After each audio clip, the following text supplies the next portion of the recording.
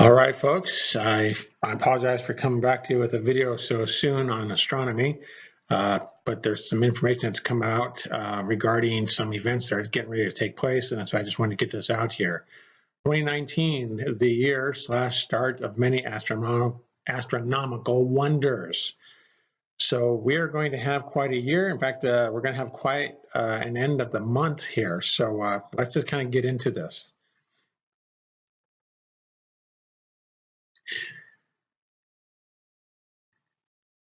A couple days ago, I posted a video regarding the lunar eclipse, and you can see the lunar eclipse taking place here in the constellation of Gemini, or known as the Twins.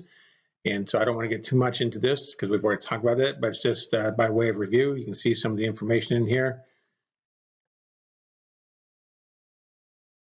Here's the actual picture of the eclipse itself, and what it would look like at its darkest point.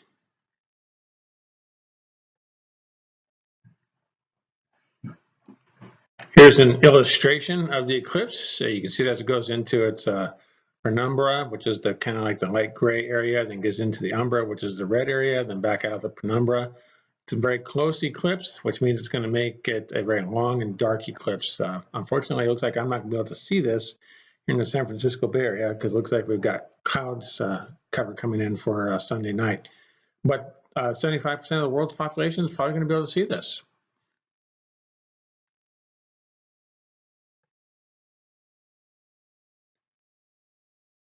Here, this chart shows you the area. And like I said, 75% of the world's population is probably going to be able to see this.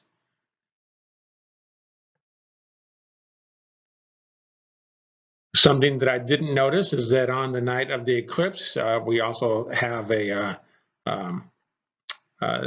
conjunction between Venus and Jupiter taking place actually a couple days later, not on the night of the eclipse, a couple days later. And what's interesting about this is that it's in the left foot of the restrainer who's wrestling a snake and getting ready to crush the head of the scorpion. You can see the previous video regarding all of this, but notice the point where Jupiter rises. It's very close to the winter solstice.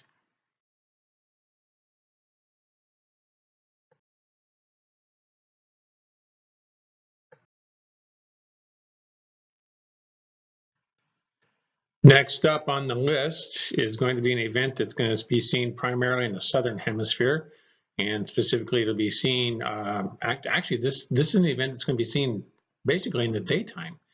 There'll be places where it'll be seen at night, but in terms of actually human activity, it'll be seen during the daytime. And it'll start off with on January 31st, you'll be able to see the waning crescent moon with Venus and Jupiter in the daytime sky if you're in the right part of the world to be able to see this, and you know exactly where to look.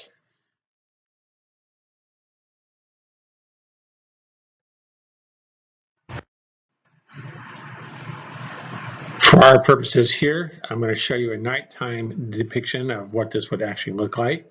And so let's just go ahead and run a video scenario here, and you just tell me what it is that you think you see.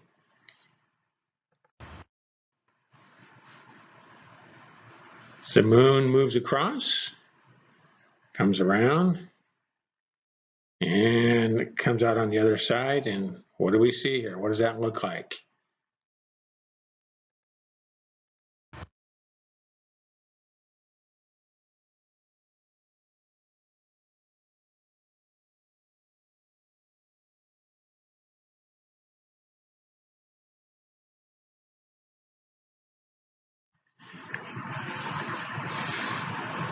Here's what it'll look like when it's completed from the Nazca lines.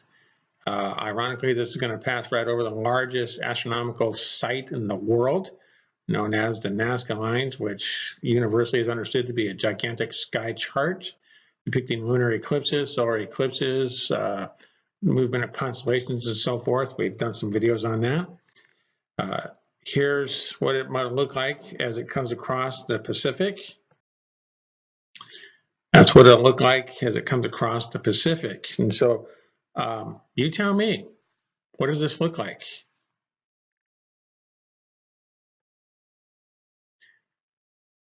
Here's kind of the a chart. You can see, that it'll actually be moving across parts of South America into the Pacific. It'll be seen from the largest astronomical site in the world, that is the Nazca Lines. It'll be moving from east to west. You can see the circle on the oblong circle there on the west. And it kind of moves in sort of a kind of like an arc form, and it goes right over the Nazca Lines.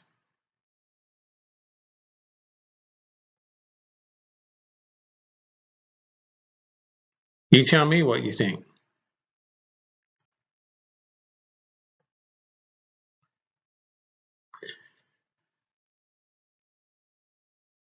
Interesting enough, if you were actually looking south from Jerusalem, which you would not be able to see it, but it could be below the horizon, when Jupiter is at meridian, you can see Jupiter in the heel of the restrainer, who is holding back a snake, and his foot is getting ready to crush the head of the scorpion. To the left, you can see the Venus-Jupiter occultation taking place at that point in time. So, I mean, the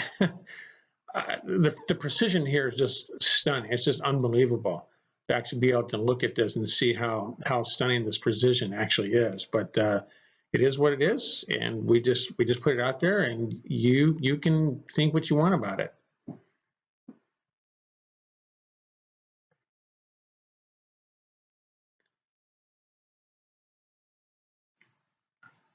I'm going back here just to look at the eclipse that's going to take place. The lunar eclipse is going to take place on January 20th, 2019. The yellow arrow marks the duration of the eclipse. It starts right about where the wrist of the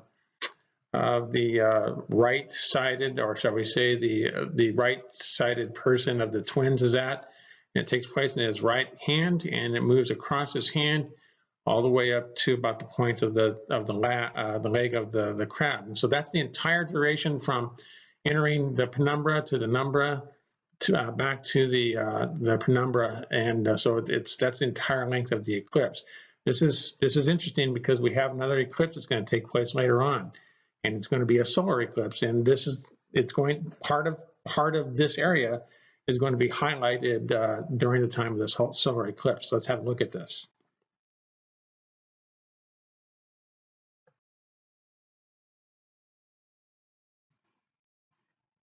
So here's our solar eclipse of 7/2/19. That's July 2nd, 2019. You can see the eclipse right there in the leg of one of the twins of Gemini. What is interesting about this eclipse is it's going to be in the southern hemisphere.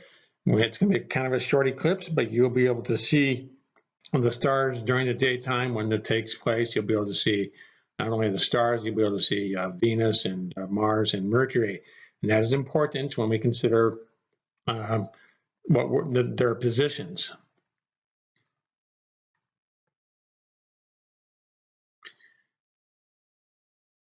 Here I went ahead and darkened the sky to be able to see things better. With regard to Mercury and Mars, which you see down there by the hand, you see the arrow pointing in a direction towards the I believe that's towards the east. What's interesting about this is that Mars and Mercury are positioned in such a way where they're actually marking out the entire length, or the full length, of the lunar eclipse of January 20th, 2019. So they're actually marking that out. And in addition to that, you can see that there's a line up on top that's called meridian. It's kind of a green turquoise looking line. That actually marks where meridian would have been on 9/23/17. As the sun came over the horizon from Jerusalem, you would see where meridian would be, and that would have put Orion, who you see raising his club, that would put him at his highest point in the sky.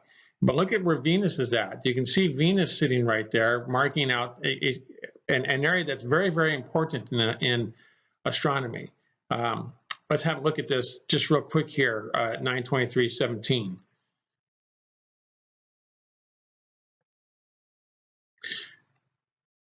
This is a sunrise, 9/23/17 from Jerusalem. Look at the location of where Venus would be on 7/2/19. And so clearly there seems to be a connection there. This is actually at sunrise on 9/23/17, and you can see that that Orion, who's holding his club up, that everybody in this picture, the Gemini twins, the chariot driver, which is depicted towards the top. You can see Taurus there, and you can see the center of this area is at its high point, with the chariot driver being the person who's the most prominent position, being directly above when it comes to Jerusalem. So this is 9/23/17, and this eclipse that we got coming up is going to sort of kind of mark out some of this area. Let's go to our next slide here, because I want to emphasize the importance of this area that we're looking at.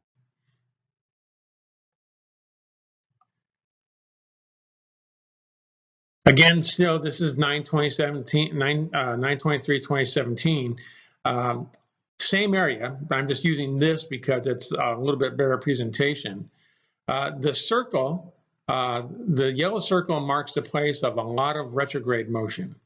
And then the white star marks the original spring solstice, or shall we say the spring equinox. I got the word solstice there. It actually marks the original spring equinox. So I said solstice, but I meant equinox. So what we see here is an area that has a lot of retrograde motion in it. You'll see planets that will come through, and they will pass through here. They'll touch the star here, which is known as the heel of bruising, or the bruised, or the wounded, and they'll touch that, and then they'll retrograde back here to what's known as the horn of wrath, or Al-Nath. I think it's actually Al-Heka is what it is, and then it takes off and goes through and touches this area right here, which is Mebsuta, which basically means the lion's paw. You'll see a lot of retrograde action doing things like that with the different planets. Sometimes they come through here if they're bigger, closer planets like Jupiter or like Mars, or like Venus or Mercury. They'll come through here, and then they'll retrograde back, and they'll circle up and do things like this, and then come back through here again. A lot of retrograde activity taking place inside here. Some of the retrograde activity will come through like this, and then come through here and circle Orion's club, and then take off again. So a lot of retrograde activity takes place inside here, and I mean, there are hundreds and hundreds and hundreds of retrogrades that are taking place inside this area, marking out this area as what appears to be a very important place in the constellations itself.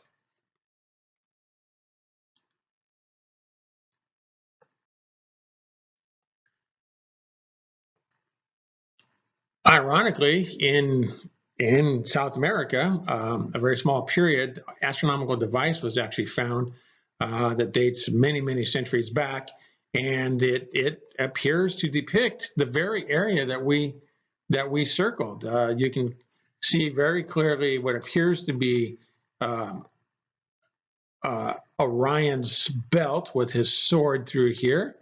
Some people see it a little bit different, as something different within Orion as well. But this entire area right through here is essentially depicting this area right through here, wherein the area that we were essentially looking at was in this area. And so what is interesting is this is actually Sanskrit. Okay, this is pre-Greek writing. This is Sanskrit right through here, and according to archaeologists and linguists, this area it appears to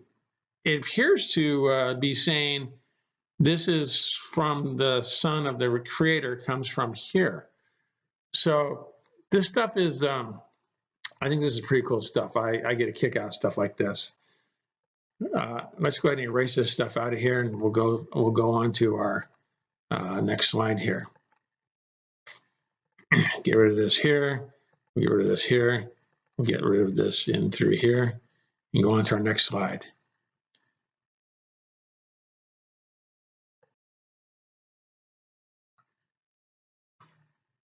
Here I've just kind of put it out for you. You can have a look at it.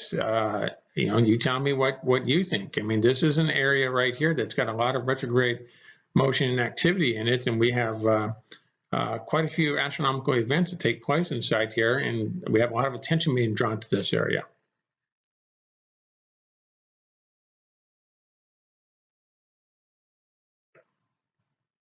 So here we are.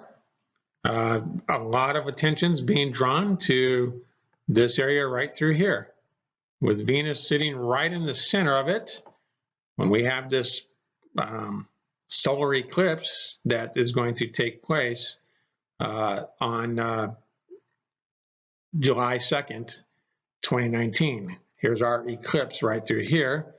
And then we have our information right here depicting the location of where the lunar eclipse took place, would have taken place on January 20th, 2019. And then we have our meridian marker coming right through here.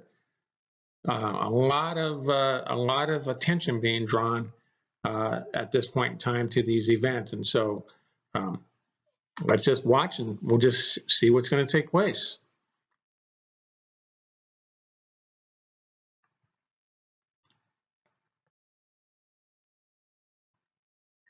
Again, people can speculate and get all, worked up and saying, that the rapture is going to happen and so forth. I do not believe the rapture is going to happen on any of these days. I don't believe it's going to happen on the lunar eclipse. I don't believe it's going to happen on the occultation. I don't believe it's going to happen on the solar eclipse. I do believe that we are watching the signs as they are developing. I personally, what I'm watching for now is I'm watching for the rise of the man of sin. And I'm also watching for the great apostasy to take place. And I think that the events of 9/23/2017 tell us that is a sign to tell us that we're to start watching for these things. And that's my story. That's what I'm going for. I think we're a few years away from the rapture. I think that we're to diligently keep watching, and we're to be calling people's attention as we continue to search the scriptures and we continue to get our lives in order for the appearing of the Lord. I would encourage people to be involved in their churches. I would encourage people to read on Christian living and practical application and on how to actually live the Christian life and how to basically increase your fruitfulness so you get a better resurrection when that day takes place. So that's the purpose of this. That's why we're doing what we're doing. And I'm going to continue to keep doing it until there's information that comes out that shows that this is not what we should be doing, or this is not what I should be doing, or that until the Lord comes. So if you've got information, or if you've got something that can point to biblically to show that that this isn't something we should be looking at, then that's fine. I'd be glad to talk to you. If you got stuff you want to add, that'd be great as well. But as I continue to watch and to pray and to live the Christian life off and our life out and instruct my children and participate in the local fellowship and witness and evangelism. I think that this is something that we should be looking at. So anyway, I want to leave you with a quote here out of an astronomy magazine. It doesn't necessarily relate to this work altogether, but this particular magazine does seem to indicate to us that we're in for quite a year astronomically. And what I get a kick out of that is that how it talks about how the universe is a gigantic clock. So thank you for your time and enjoy.